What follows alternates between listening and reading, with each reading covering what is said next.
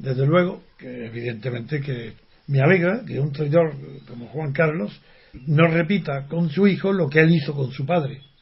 Si Juan Carlos traicionó a su padre, a sabiendas, enfrentado con él, sabiendo que le estaba robando la titularidad de la corona, gracias a las fuerzas militares del ejército de Franco, que lo nombró, y él aceptó en contra de las órdenes de su padre.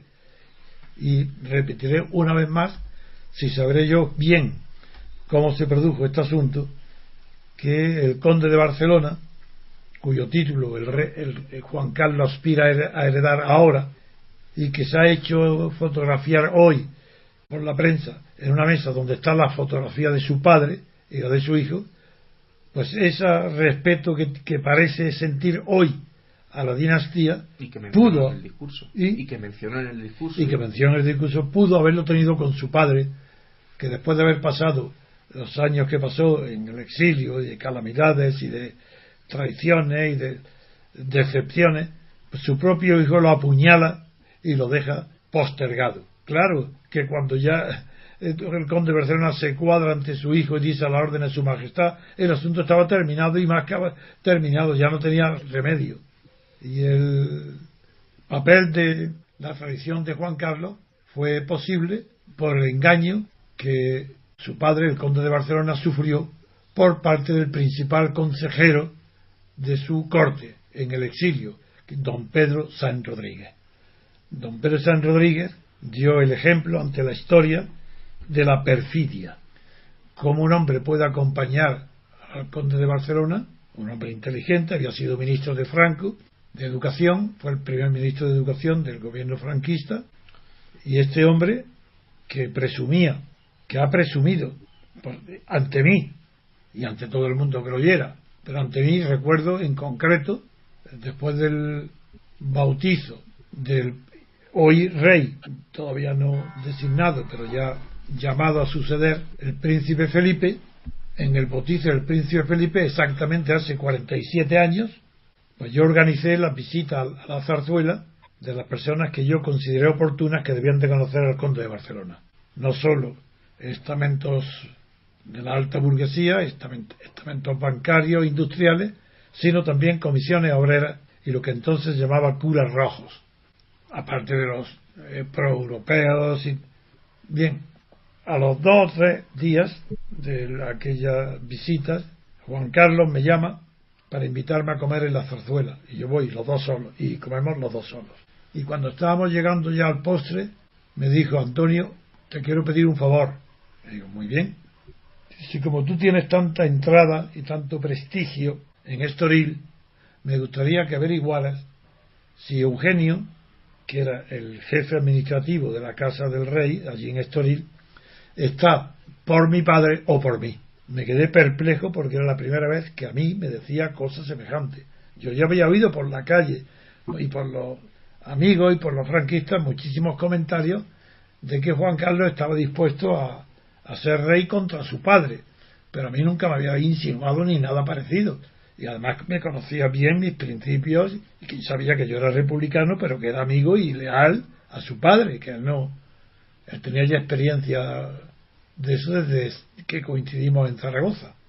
Cuando me dijo esto me levanté como un resorte en el acto y digo: esas palabras que me acabas de pronunciar, en primer lugar es una imprudencia que me lo hayas dicho a mí, porque eso tiene aquí miles de cortesanos aduladores que te pueden hacer el favor que a mí me pides, que yo no lo haré. Pero es que ahora mismo me voy, y en el mismo coche me voy ahora mismo, llamo a tu padre, me voy le hablaba yo de tú, siempre le he hablado de tú a Juan Carlos, me voy a Estoril y le voy a contar al pie de la letra lo que me acabas de decir. Me di media vuelta y me fui. Veo al padre, cuando lo llamé por teléfono diciendo que iba, me citó a las 9 en el Hotel Palacio, que está en Estoril, en la parte baja, ya yendo hacia el mar, y me dijo que me esperaban en el bar del Hotel Palacio. Llego allí y lo encuentro a don Juan en la barra junto con don Pedro Sanz Rodríguez, y antes de sentarnos allí mismo de pie le cuento exactamente al pie de la letra lo que ha sucedido. Vi la cara que aunque don Juan lo temiera, vi la cara de sorpresa y de disgusto y decepción en el Conde de Barcelona. Y don Pedro, con un gesto en él muy característico, que en los momentos de tensión se ponía las gafas en la frente, pues dirigiéndose, mirándome a mí, me dice: ¿ha dicho eso? ¿Su Alteza ha dicho eso? Sí, digo, sí, exactamente. Dice: pues muy bien, a partir de ahora dejaré de llamarle Su Alteza y le llamaré Su Bajeza. Fíjate el pobre, los chistes en ese momento haciendo chistes. Bien, vuelvo, por tanto ya don Juan ya sabía de lo que se trataba. Y para hablar de cómo se produce, cómo se fragua este nombramiento, el presidente del Banco Popular, Luis Baltaberner, pide permiso a través de Camilo Alonso Vega para que le den un pase especial a don Pedro Sáenz Rodríguez, que no estaba exiliado porque Franco lo hubiera expulsado, sino porque él se exilió voluntariamente a Estoril por ser monárquico y ser contrario a la continuación de la dictadura de Franco, de la que él había sido ministro de Educación. Por cierto, que impuso un bachillerato extraordinariamente bueno. En fin, este señor, don Pedro Sáenz Rodríguez, es llamado por Luis Baltaberner, que le entrega el pasaporte, el pase, y para que entre en Madrid de incógnito, que venga sin publicidad ninguna, y se entreviste con don Juan Carlos. Se hace la entrevista y a don Juan Carlos le dice literalmente: si te ofrece Franco la jefatura del Estado, es decir, la monarquía, el trono, acéptalo, que yo me encargaré de tu padre. Y don Juan jamás se enteró de esto, hasta muchos años después. Ese es el personaje de Juan Carlos, ese es el personaje de don Pedro Sáenz Rodríguez. Y Juan Carlos hoy ha tenido más miramiento, porque ha tenido la fotografía del padre en la mesa, junto a la fotografía de su hijo, para dar la impresión de lo que es la monarquía, no la suya, porque la suya no tiene más padre que Franco.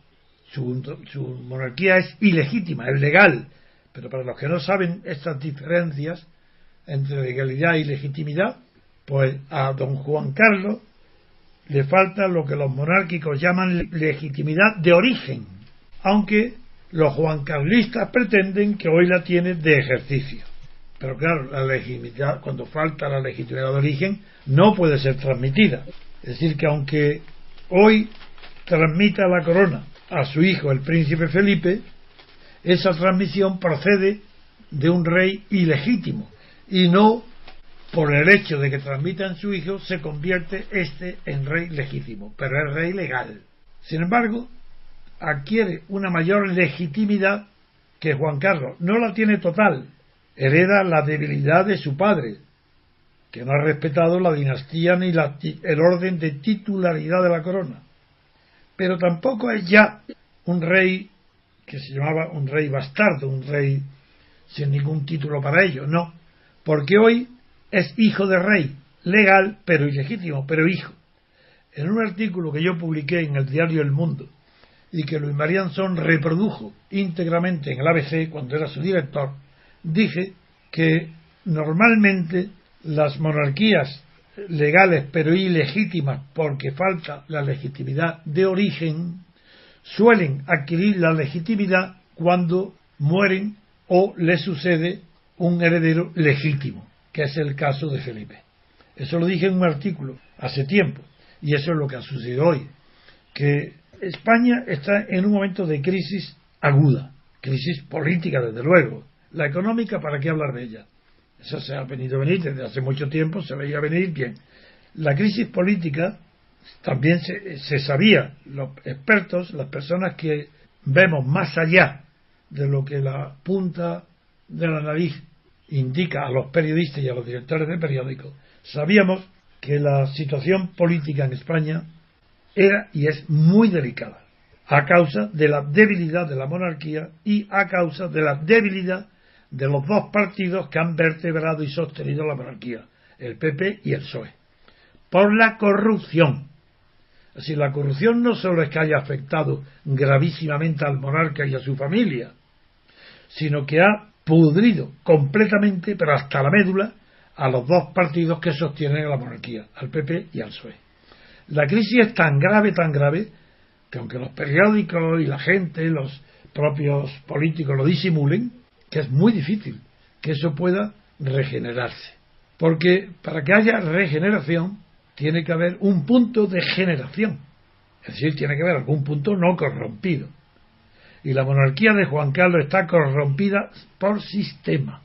No solo él inauguró la traición a su padre, es decir, la traición a los principios, la traición a las bases fundamentales de la monarquía, que es la herencia sucesoria. No solo traicionó lo que define a los príncipes, a los reyes y a las monarquías, sino que también traicionó al propio Franco, que lo nombró rey, y él lo traiciona porque jura, aunque no jure, jura los principios fundamentales del movimiento falangista español, y luego una constitución, no creo que no lo llegó a jurar, no lo sé, pero en cualquier caso sí vive bajo una jurisdicción contraria a los principios fundamentales del movimiento. Es decir, no solo traidor, sino perjuro. Traidor a su padre, perjuro hacia los españoles y traidor a los principios tradicionales de los monarcas que en España no se habían caracterizado por el enriquecimiento ilícito, el enriquecimiento injusto, el que no tiene causa, o se llama también enriquecimiento sin causa lícita. Pues eso, Juan Carlos, todo el mundo sabe, dentro y fuera de España, que tiene una fortuna inmensa, adquirida con malas artes, adquirida con comisiones, adquirida con peticiones a los países árabes, con compromisos con países que pueden tener conflictos con España. No solamente Juan Carlos estaba él personalmente a causa de la corrupción en una situación crítica, porque esto se sabía, esto circula de boca en boca, sino que el asunto de Corina, el asunto de los elefantes, el asunto de los viajes, mucho más que el asunto de su salud física, quebrantó gravísimamente la salud moral, el respeto que los ciudadanos deben de tener por un rey. Eso quebró, pero quebró hasta el punto inaudito e inédito en la historia de las monarquías, que Juan Carlos, con una cara de niño compungido y desgraciado, se dirige por televisión a los españoles para pedirles perdón, y casi lloriqueando, pero falsamente, sin lloriqueo, dice, perdón, me arrepiento, esto no volverá a suceder. De ese mismo día yo escribí un artículo diciendo que el rey había abdicado, que la monarquía había terminado. Un rey que pide perdón deja de ser rey en el acto. Y eso es lo que yo recuerdo hoy. El rey dimitió el día que pidió perdón. Ese día se sometió a la opinión pública. Pero no a la opinión pública derivada de encuestas o de elecciones. No. A la opinión pública de Telecinco. A la opinión pública del chismorreo. A la opinión pública de la gente que vive de la transmisión de chisme. A ellos les pide perdón. No a las fuerzas morales, porque algunas las hay todavía en España. Ese día la monarquía había abdicado de su función. Ya no había rey. Ha sido una sombra de rey la que después ha pasado por los quirófanos y aún así ha viajado con muletas hacia sus amigos, los árabes, los reyes de los países árabes, Marruecos primero, los países árabes después, siempre donde de por medio hay mucho dinero en juego, fortunas, desde luego, para empresas españolas y para comisiones reales. Lo de Undalgarín es clarísimo un ejemplo de cómo la Casa Real estaba dirigida por la inmoralidad pública. Cuando Undalgarín se queja ante su mujer de que por qué él no puede hacer como los demás, está definiendo a Juan Carlos. Él está reconociendo que todos cobran, todos se corrompen, y por qué él no va a hacer lo mismo. Es la corrupción de Juan Carlos la que no tiene remedio y la que hoy explica la fuerza de carácter moral del rey. No creo que la causa de su abdicación sea la conciencia de que el pueblo sabe que está corrompido y que hoy en la encuesta solo un 3% aprueba a Juan Carlos. Porque antes la monarquía, los españoles se declararon siempre que no eran monárquicos y absurdamente se declaraban juancarlistas. Pero para ser juancarlista hay que seguir creyendo el cuento, la fantasía de que Tejero y el 23 de febrero fueron derrotados por la maniobra y la habilidad de Juan Carlos, cuando es todo lo contrario, lo que sucedió. Que cuando fracasa Tejero, entre otras cosas porque se olvidaron de retirar las cámaras de televisión y al mundo entero se enteró de aquella opereta, cuando fracasa, el rey da marcha atrás y le pide a Miranda del Bosc que retire los tanques de la calle, diciéndole: después de nuestra última conversación telefónica ya no puedo dar marcha atrás. Luego, antes de aquella conversación telefónica podía dar marcha atrás, podía decir: venga, adelante con el golpe. A mí me confirma directamente Sabino, el jefe de la Casa Civil, me confirma que no era amigo mío, y él me toca en la espalda para felicitarme porque yo esto mismo que estoy hoy contando lo publico en el aniversario del 23F en el diario El Mundo, y él me toca por la espalda para conocerme porque no lo conocía y me felicita por el valor de haber dicho lo que dije y que era la verdad. Me invita a comer a su casa, me da detalles de todo, me dice: el que dude de lo que tú estás diciendo, que vaya y mire el diario y verá por qué borré yo el nombre de Alfonso de Borbón cuando Armada se presenta allí con aire no de militar sino de jefe de gobierno y me ordena que lo pase a ver el rey. Cuando le digo que no puedo, dice: dile que estoy aquí. Entra Sabino y el rey le dice que sí, y cuando Sabino le dice que no hay espacio, dice: borra a mi primo Alfonso de Borbón. Lo borra y entra. Y cuando sale, dice que sale Armada del despacho sin saludarlo a Sabino. Bueno, es tan claro que el golpe fue preparado por Juan Carlos, que él le dio no su consentimiento, sino que llamó a los generales.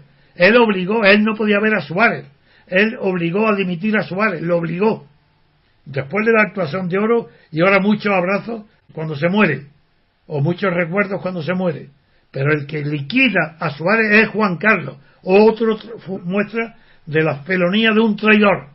No solo traiciona a su padre, sino que simula, protege y simula ante Suárez, prepara una conspiración contra él y luego lo obliga a que dimita. Y nadie en el Parlamento de los partidos, nadie, ni uno solo, le pide explicaciones a Suárez, que explique por qué dijo en la televisión que dimitía para que su gobierno no fuera un paréntesis entre dos dictaduras. Nadie se lo pide. Suárez, otro traidor. ¿A quién? Al pueblo. Porque él estaba obligado a decir por qué se dimitía, por qué lo echaban y quién lo hacía. Pero no quiso denunciar al rey porque era otro traidor. Toda la historia de la traición es una historia de traiciones. ¿O acaso no es una traición la de Santiago Carrillo? ¿Es que no es traición que en un día cambie de pensamiento el jefe del Partido Comunista? En un día, después de llevar 25 años o más oponiéndose a Franco, en un día cambia de pensamiento, de táctica y de estrategia. Si estaba justificado, durante tanto tiempo había sido tan tonto que no había sabido medir la relación de fuerza, como dicen los comunistas, para apreciar las situaciones. Y se lo había apreciado. ¿Por qué cambia en 24 horas? ¿Y por qué cambia cuando pisa las moquetas rojas y los sillones dorados? ¿Por qué no cambia en su casa meditándolo? Bueno, esa traición es otra historia de traición que se añade a la de Suárez, que traiciona los principios del movimiento y los juramentos, y a la falange que se une a Juan Carlos, porque Juan Carlos es el rey de la traición.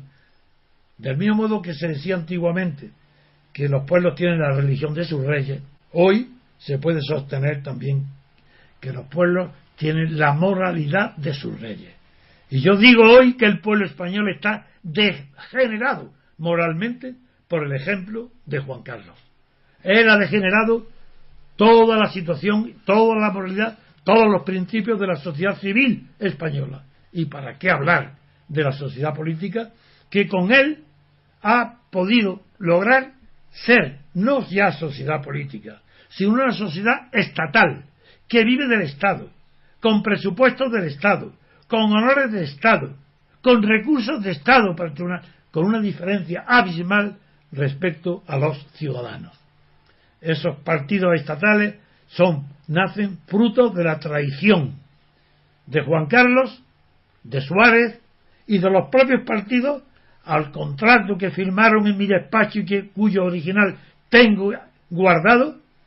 Ellos, todos los secretarios generales, todos los partidos, sin excepción, firmaron que no aceptarían ninguna forma de Estado que no fuera precedida de un referéndum libre sobre monarquía y república. Eso está firmado por todos. ¿Pero qué están firmados por todos? Unos meses antes de la traición de todos. Y me quedé solo. Porque yo he sido una especie de tabú. Mi nombre no se puede pronunciar. Durante años es que no podían ningún. ¿Por qué no me invitan las televisiones? Siendo como soy el único pensador político que tiene una teoría general y teoría fundamental sobre lo que es la monarquía constitucional, sobre lo que es la república, ¿por qué no me invitan? Porque habiendo vivido ya la transacción en primera persona como nadie de cerca, protagonista, ¿por qué no me invitan? La televisión, la 1, la 2, la 3, la 6, la 5, ¿por qué no invita a nadie? Porque saben que digo la verdad. Y la verdad es imposible que el régimen actual de poder la sostenga. Si yo les digo de verdad, si lo que yo digo aquí en esta radio me dieran la televisión la 1 durante 2-3 días para que fuera completa mi exposición, el régimen de poder caería absolutamente en 24 horas, porque podría demostrar, llevaría documentos con la firma para que vieran la traición de Juan Carlos, la traición de Suárez, la traición de Felipe González, la de Fraga, ¿para qué hablar? ¿Recordáis una vez un episodio que Manuel Jiménez de Parga, recién fallecido, atacó en las Cortes, en un parlamento, levemente a Santiago Carrillo? ¿Recordáis que Fraga se levantó como un energúmeno diciendo que eso no lo permitía? Que la memoria histórica nada, que había un pacto de silencio. ¿Pero qué pacto de silencio puede haber que no sea en perjuicio del pueblo español? ¿Cómo es posible que el pueblo español hoy admire y respete a aquellos que lo traicionaron y pactaron no hablar del pasado, para no hablar de los crímenes del fascismo, ni tampoco de los crímenes de algunos de los dirigentes comunistas? Sobre esa traición, ¿cómo dudar de que hoy existan dudas razonables sobre el motivo verdadero de que por qué hoy y ahora abdica Juan Carlos? ¿Por qué dimite de su función? Porque todos los que lo hemos conocido, su padre el primero, su mujer después, y desde luego yo entre ellos, pensaba que jamás iba a abdicar, que aunque le faltaran 24 horas para dar su último suspiro, no abdicaría, por el miedo que tenía a la pobreza, y tenía miedo a sufrir que les quiten los miles de millones que tiene acumulados. Bien, entonces ¿por qué ahora? ¿Por qué? Yo mismo estoy sorprendido. No me voy a aventurar, porque nunca me aventuro yo cuando hablo de causas de la política. Siempre están precedidas de observación de hechos que científicamente son demostrables. Yo no puedo demostrar hoy que haya dimitido por su salud. Es uno de los motivos que podría haber dimitido, pero no tengo ningún conocimiento que me permita suponer que tiene una enfermedad distinta de la que conocemos, más grave, que él crea que puede morir enseguida y que es uno de los motivos de la dimisión. Eso yo lo desconozco. Sería la salud. El segundo motivo sería el dinero, porque claro, esas canciones Salud, Dinero y Amor es verdad, pero hay que añadirle hoy la fama, que tiene tanta importancia como la salud, el dinero y el amor, aunque la fama se subordina la fama, para que sea un motor de la acción, es a veces bastante incompatible con el dinero, porque hay gente que prefiere el dinero a la fama, y lo vemos en los políticos, a los que cogen, a los que permiten que sean millones, no digo de Bárcenas, pero es que hay centenares como Bárcenas. Por eso hay que pensar también en el amor. Puede ser causas extraordinarias, que yo no las sé, pero puede ser, sí, yo conozco, también contado por Sabino, las pésimas relaciones que tiene con la reina, con Sofía, y cómo las peleas son tremendas, y que él, en una conversación que él me ha contado, en un almuerzo, le reprochaba a la reina diciéndole que no tenía donde caerse muerta y que él estaba costeando los zánganos de su hermano, los griegos, el que fue rey Constantino de Grecia, que ella no tenía donde caerse muerta, pero que él podía vivir fuera de España si se iba o si lo echaban exactamente igual que dentro, como un rey. Que a mí me hizo mucha gracia, lo he contado aquí, la expresión que me dijo que yo podía vivir como un rey. Pues bien, eso es el dinero, el amor con Sofía Nada, ha sido la causa del engaño, eso bien, bueno, pero cuando la pasión por las mujeres llega a perturbar el juicio y a olvidar las obligaciones públicas que tiene un rey, ya pasa a ser grave, ya es un vicio incontrolado, ya pasa a ser como un narco, como si fuera la droga. Sí, un droga. Sí, el sexo, la sexoadicción del rey parece demostrada. Entonces, ahora, al final, cuando tiene que pedir perdón por el asunto de los elefantes, claro, es que no es sencillo para un rey que sabe que a donde vaya en el mundo, todos los niños dirán el mataelefantes.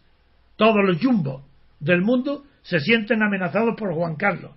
¿Cómo? Eso sería motivo para que hubiera dimitido aquel día en el acto. No dimitió, hoy lo hace. Y se sabe desde entonces que Corina vivía en un chalet al lado del suyo, con escándalo y desprecio hacia la reina. ¿Por qué no dimitió entonces? Entonces ahora, como la edad a veces hace que las neuronas se ablanten también más aún todavía con el sexo, pues a lo mejor quiere vivir con la Corina sin que nadie se lo reproche, porque sí, que se separe, pero no lo sé. Cualquiera de las hipótesis esta falla. Y la fama, pero ¿cómo le va a importar la fama si el mundo entero sabe que está corrompido? Eso tampoco. No sé los motivos. Lo que sí sé es que uno de los motivos que la gente no puede comprender, y yo sí, es la cobardía moral.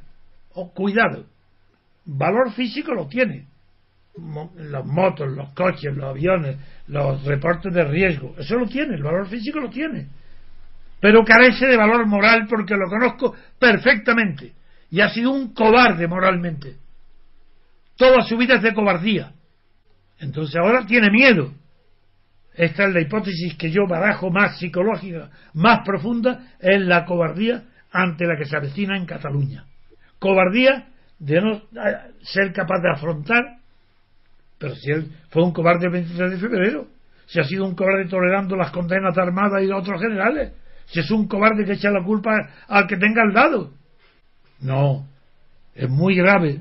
Lo que estoy diciendo es muchísimo menos grave que la realidad. Y la realidad es que ahora está Cataluña. Y Cataluña es España.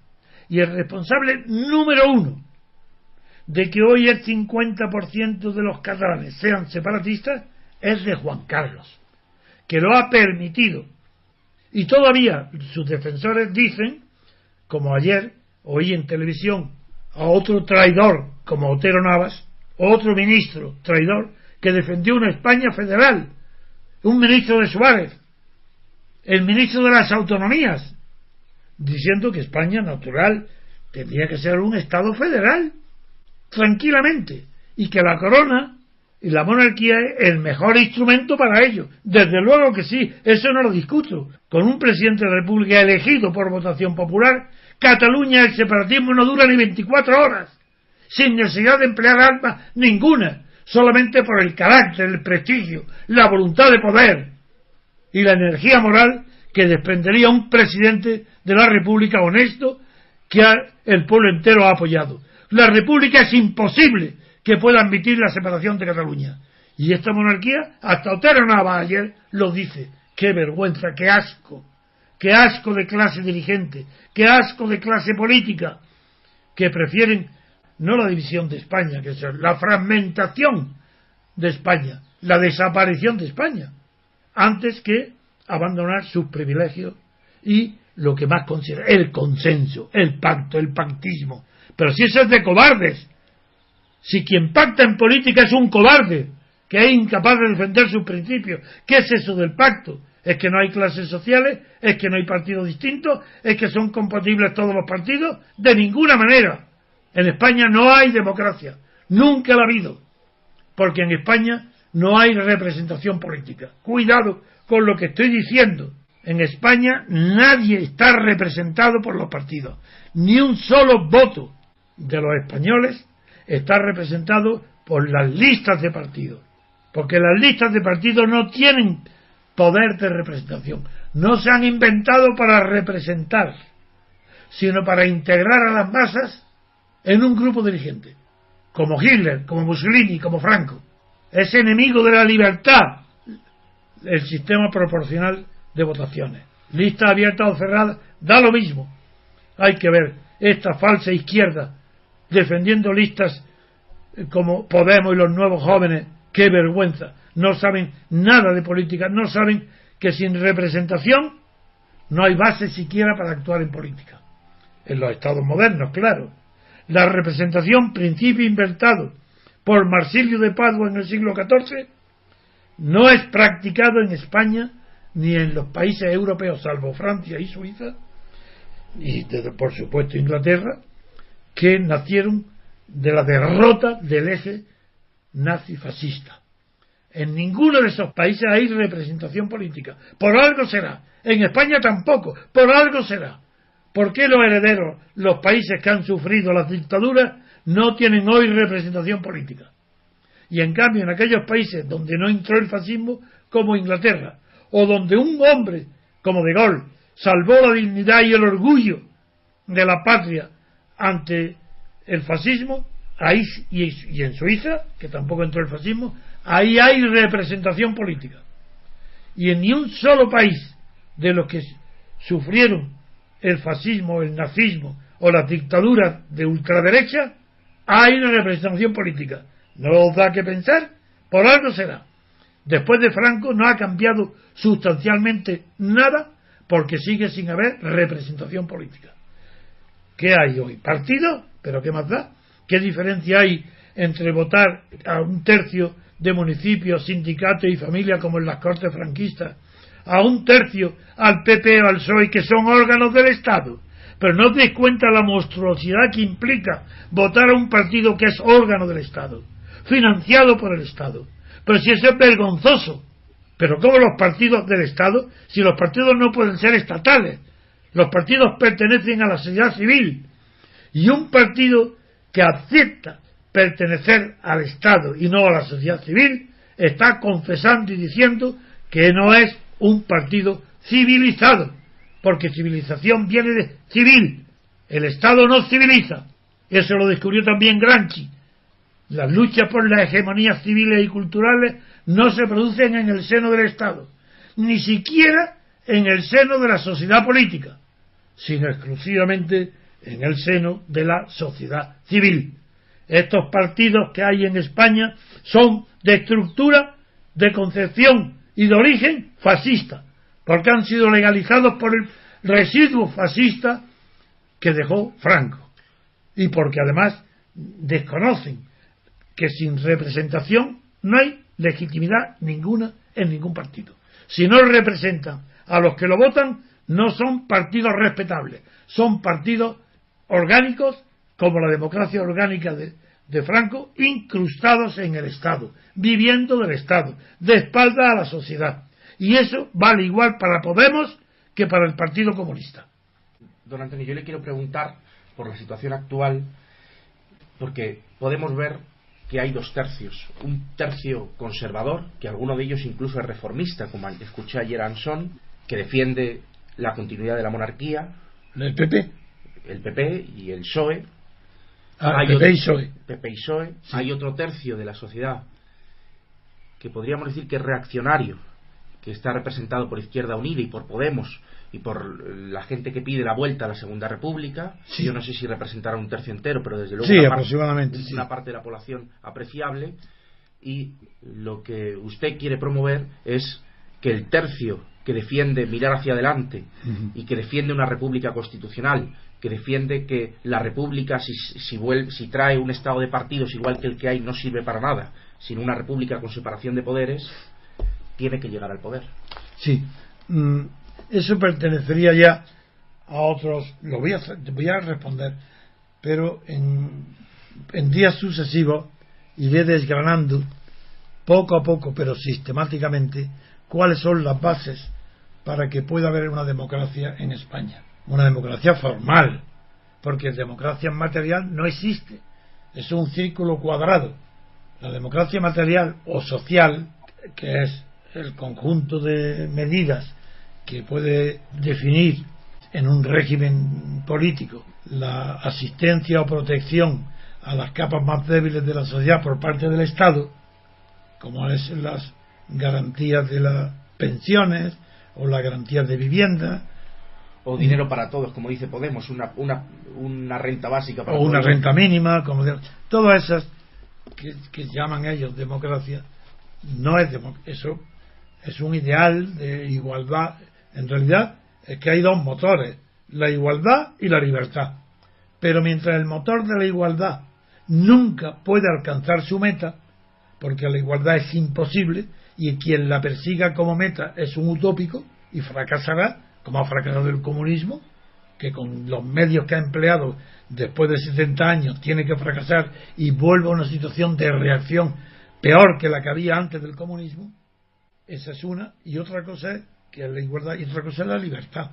Y la libertad es el único principio que permite alcanzar un grado máximo de igualdad, mientras que la igualdad sola no permite ni un gramo de libertad, porque un solo paso de libertad acabaría con la igualdad, como está demostrado en experiencias de la historia y en libros teóricos como el de Economista 6. La ley 6. Eso es. Pues bien, voy a responder. En efecto, siempre, en toda sociedad, esta observación no es mía. Yo la tomé primero de Jelinek, el gran jurista de derecho público alemán, austriaco. Y luego el Loewe, el sociólogo en Estados Unidos, un sociólogo de los mejores que ha habido en el siglo XX. Dividen la sociedad en 3 tercios. Para Jelinek hay el tercio conservador, que es el que está en el poder.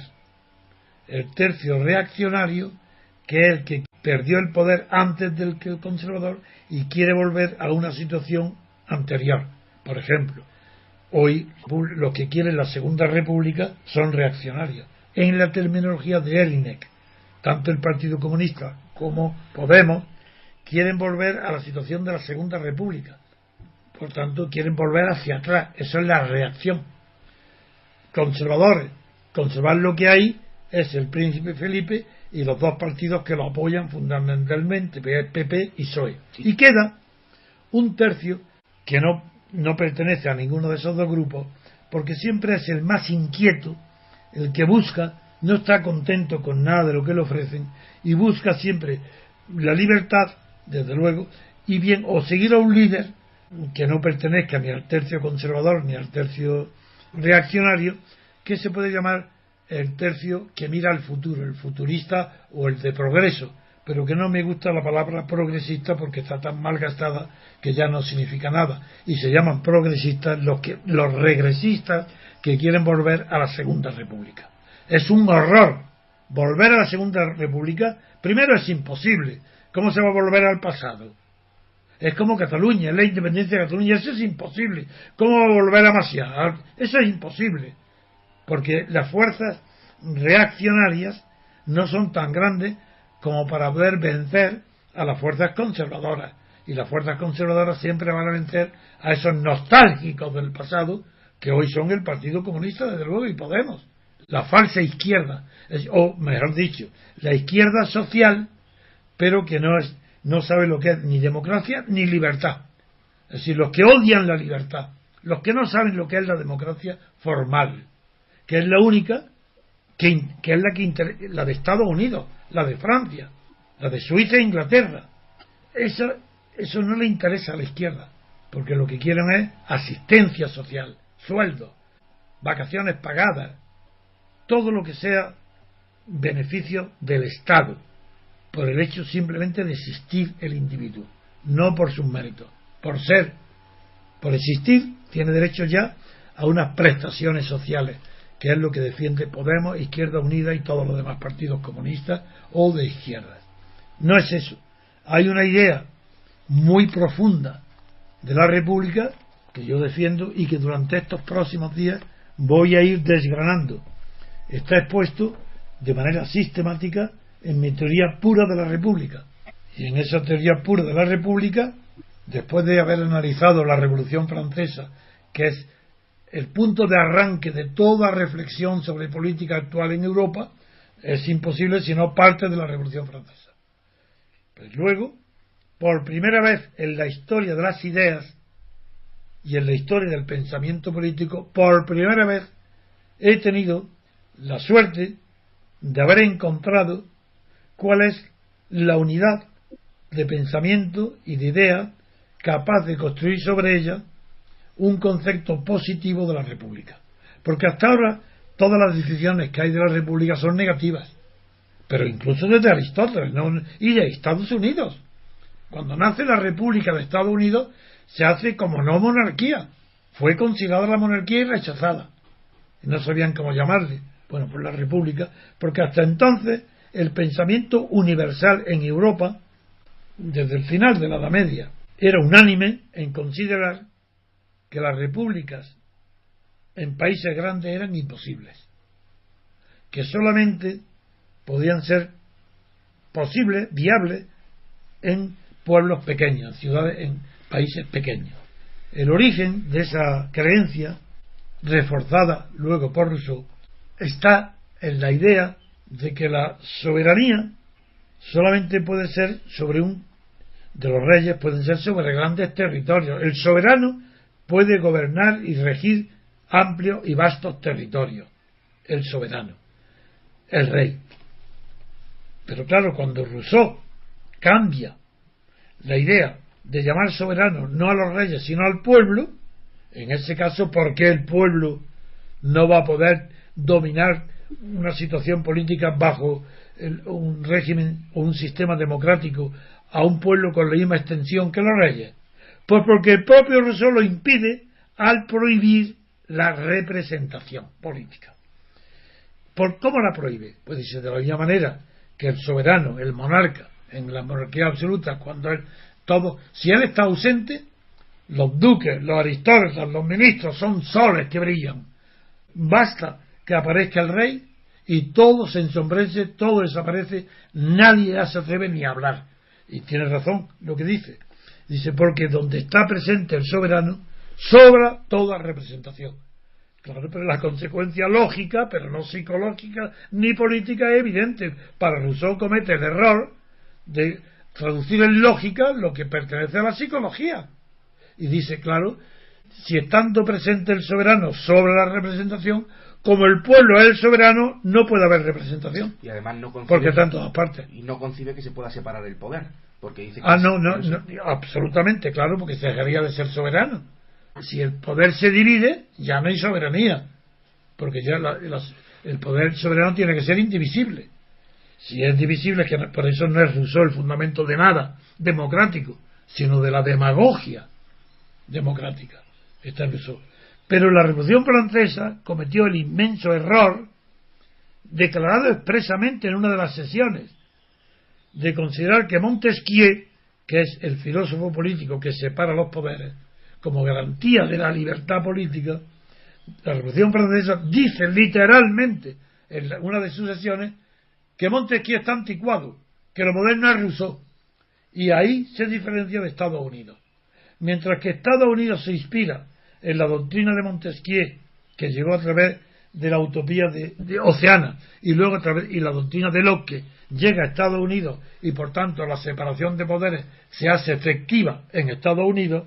En cambio, en Francia, Montesquieu se considera anticuado, se pone de modo a Rousseau y se impide tanto la división del poder como la representación política. De ahí el enorme éxito que tuvo después de la Guerra Mundial la extensión del sufragio universal en listas abiertas, es decir, sin principios de representación. Eso es rousseauiano.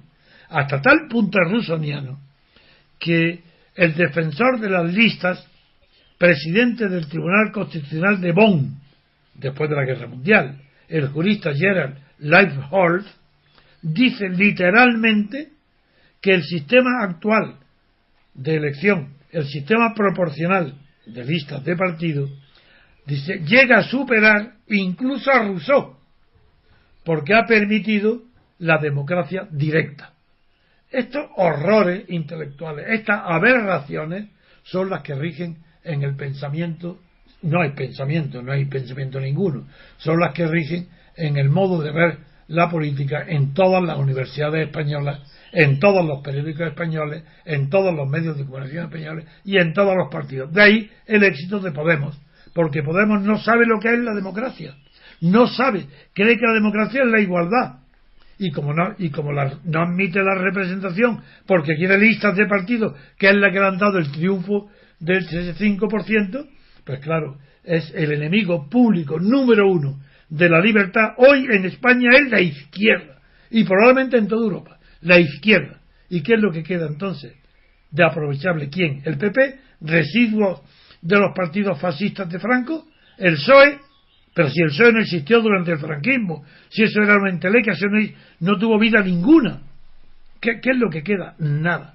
España es un solar de pensamiento, es una ruina de ideas. No queda nada, ni una piedra sobre otra.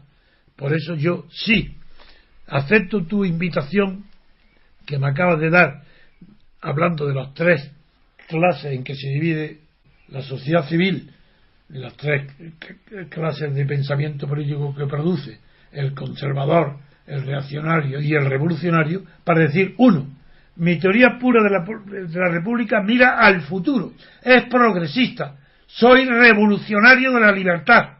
Nadie, jamás he encontrado a nadie que se sitúe a mi izquierda en la revolución de la libertad. Pero soy conservador en el sentido de respetuoso con las tradiciones de todos los pueblos.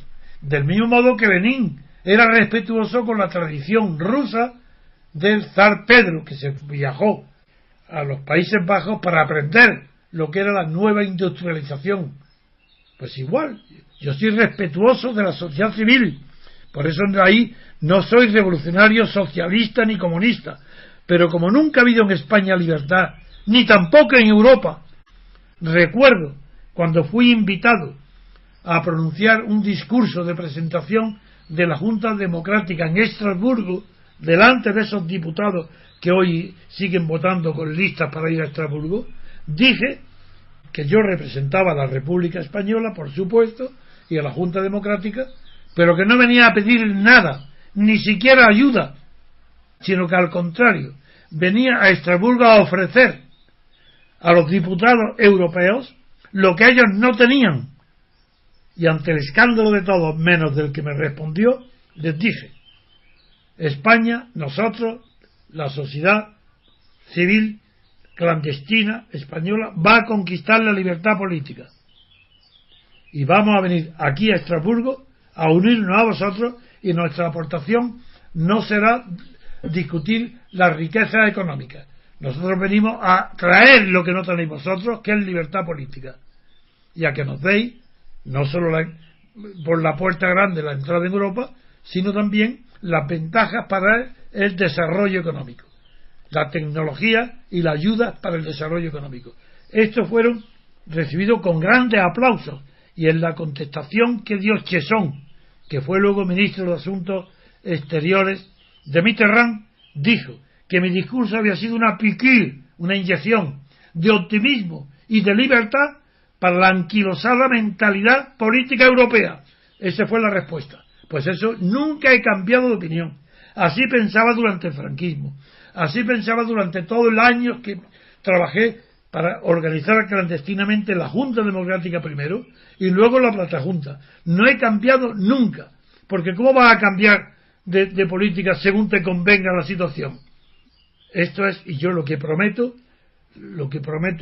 es que estos días que vienen yo voy a estar continuamente explicando en qué consiste el proyecto político que yo ofrezco a los españoles, el de la libertad política. Voy a decir cómo se puede conquistar pacíficamente la libertad política ¿Y cuáles son los pasos decisivos hasta llegar a una república moderna, presidencialista, con separación de poderes, con independencia judicial, con verdadera representación política de los ciudadanos, no de los partidos, de los votantes? Y con ese espíritu se puede construir, no ya idealmente, sino de hecho, y conociendo cómo está la situación tan mala de la sociedad española, puede levantar con orgullo su cabeza y ofrecer al mundo un modelo de transición a la libertad, cosa que no ha hecho nunca, transición a la democracia, cosa que no ha hecho nunca. Eso lo haré en los próximos días, y os agradezco muchísimo al grupo selecto de seguidores de toda España para animarlos: 1, a que estén presentes en todos los foros; 2, a que estén presentes también en las manifestaciones pacíficas en las calles; 3, a que nuestra única consigna será libertad política colectiva y república constitucional y libertad constituyente. Eso es lo único que nos va a distinguir de todo el mundo que miran al pasado para hablar de república, de agitar banderas. La bandera, claro que es importante porque es un símbolo, pero la cuestión es definir qué tipo de república proponemos. Y que digan los monárquicos si tienen algo que proponer distinto de lo que hasta ahora ha habido: corrupción y mentira, corrupción y propaganda. Si tienen algo distinto, que los pongan.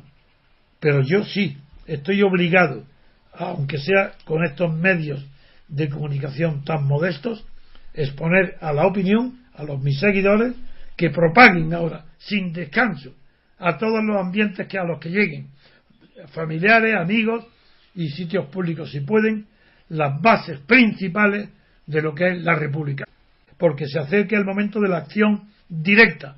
No es que no haya habido acción hasta ahora, aquí hay una confusión muy grande. Hay mucha gente, seguidores míos, que se separan de mí, antiguos seguidores, porque creen que yo soy un teórico muy bueno, pero que no soy un hombre de acción. ¡Qué error, Dios mío!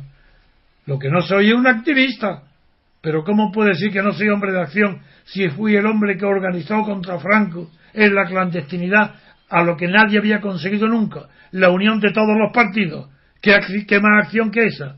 No, confunden la acción con el activismo. Lo que no soy es activista, como es el Partido Comunista, que trabaja para un supuesto comunismo en las calendas griegas.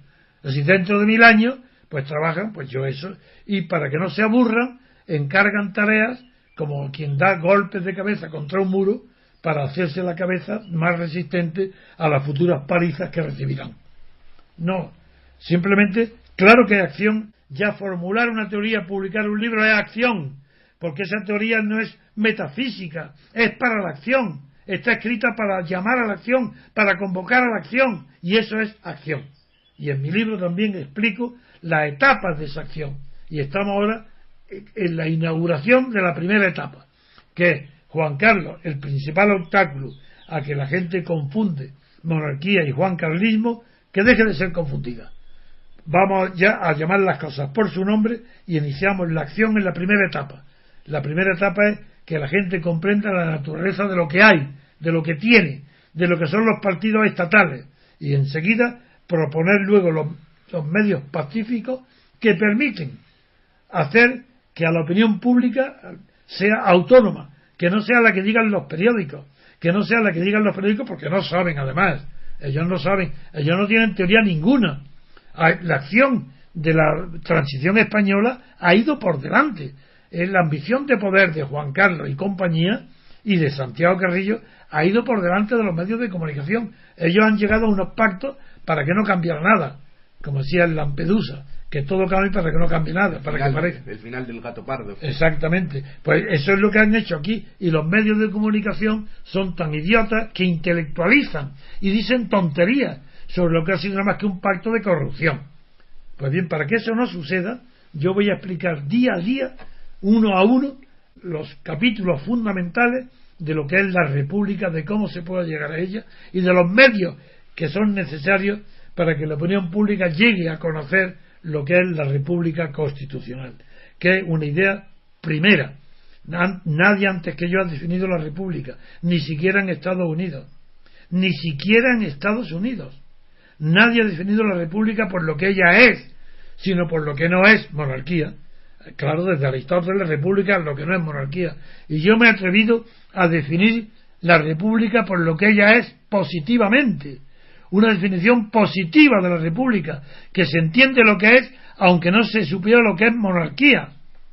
Y eso, última esencia, que es la república como garantía institucional de la libertad política colectiva, esa sería la última, requiere paso a paso la construcción del sistema político y no de un régimen de poder como lo que hay hoy, que es la oligarquía.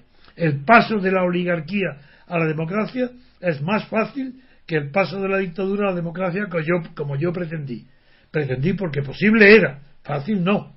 Ahora es mucho más fácil pasar de una oligarquía degenerada a la democracia. Y eso es lo que me propongo durante los próximos días y meses, de explicar con toda claridad en esta radio, para que mis seguidores con esa claridad puedan ya escribir a ellos en los periódicos, propagar la idea de la república constitucional, la idea de la necesidad de un periodo de libertad constituyente. ¿Qué significa libertad constituyente? Pues que la constitución futura, la nueva, la que hay que hacer, no proceda de poderes ya constituidos. Esa es la libertad constituyente. Si lo hace el ejército, es un poder constituido. Si lo hace la banca, es un constituido. Pero es que si lo hacen los partidos estatales de hoy, ya no hay constitución libre, porque lo hace un poder constituido. Ya. No. Tiene que ser libertad constituyente. Que la fuerza que produzca la Constitución sea la libertad política colectiva, la libertad de todos. Y ese es un peligro, don Antonio. Yo veo dos peligros. Uno, que los reaccionarios puedan influir en un proceso de reforma y que el poder se reforme para que todo siga igual, lo que usted acaba de decir. Porque ayer Astanson, que es el símbolo de la monarquía y del conservadurismo, dijo que había que reformar la Constitución, que el poder se tenía que reformar. Y dijo además que dependía, para elegirte, que depende de qué monarquía y de qué república. Claro, para que no y lo cual obliga a definir. Y yo le hago caso, le tomo la palabra y voy a explicar qué tipo de república es la que es posible, que no tiene comparación posible con ninguna monarquía de las existentes en el mundo. Pero él no lo dice de buena fe, yo creo. Él lo dice que si votamos monarquía y república, él sabe que va a perder. De todas formas, su discurso es lógico, por lo menos. Bien, pues nada más, me despido. Hasta mañana. Os animo que estéis contentos, satisfechos. Por lo menos desaparece de nuestras vidas privadas y de las televisiones Juan Carlos, que ya es algo, ya es un avance. Y una de las causas también que habrá que analizar, pero yo no tengo todavía suficiente información, es la influencia de Leticia en las causas de la dimisión del rey. Ya veremos a ver. Sí, fue curioso el mensaje que le dijo, que dejó el rey a Leticia. En el discurso dijo que él confía o espera o sabe que está seguro de que tendrá Felipe el apoyo de Leticia. Sí, es muy raro, muy raro. Pero en fin, que esto ya lo dejaremos para otro día. Yo me despido hoy pidiendo un mensaje, le digo a mis seguidores, a todos, pero claro, a todos no llego, a los que me escuchan y me siguen, que adquieran una nueva dosis de optimismo, de entusiasmo, que transmitan a sus familiares y sus amigos la necesidad de escuchar mi voz, que voy a tratar de hacer. No tengo a mi alcance un medio como tuvo De Gaulle para pedir a los franceses la resistencia contra el Petén, pero sí a través vuestro, a través de los decenas de miles de personas que yo sé que me siguen en España, poder darle los argumentos decisivos para multiplicar por miles las voces de los argumentos de la libertad política.